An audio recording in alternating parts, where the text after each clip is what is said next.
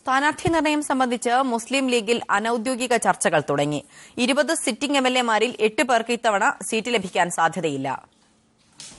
Abdussamad Samadani, PK Abdul റബ്ബ്, NA Nellikunnu, C Moyinkutty, TA Ahmed Kabir, M Ummer, Mammunni Haji, KNA Khader എന്നീ sitting എംഎൽഎമാർ ഇത്തവണ മത്സരിക്കാൻ സാധ്യതയില്ല. സംസ്ഥാന ജനറൽ സെക്രട്ടറി KP മജീദിനെ കൊണ്ടോട്ടിയിൽ മത്സരിപ്പിക്കാനാണ് പാർട്ടി ആലോചിക്കുന്നത്. യൂത്ത് ലീഗിൽ നിന്നും സംസ്ഥാന പ്രസിഡന്റ് PM സാദിഖ് അലിയെയും അഖിലേന്ത്യാ കൺവീനർ PK ഫിറോസിനെയും പരിഗണിക്കുന്നുണ്ട്. സാദിഖ് അലി ഗുരുവായൂർ മണ്ഡലത്തിൽ മത്സരിക്കാനാണ് സാധ്യത. PK കുഞ്ഞാലിക്കുട്ടി വേങ്ങരയിൽ നിന്നും മലപ്പുറത്തേക്ക് മാറുന്നതിനെക്കുറിച്ച് ആലോചിക്കുന്നുണ്ട്. ഇരവിപുരം മണ്ഡലം RSPക്ക് വിട്ടു നൽകേണ്ടി വന്നാൽ കരുനാഗപ്പള്ളിയോ ചടയമംഗലമോ ആകും മുസ്ലിം ലീഗ് ചോദിക്കുക.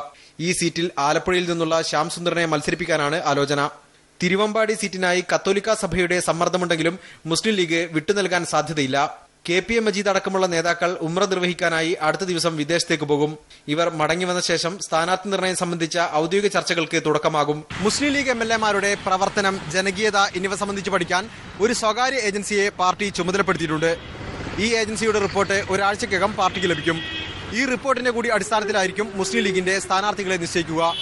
കോഴിക്കോട് നിന്നും MK ഷുക്കൂർ, മീഡിയ 1.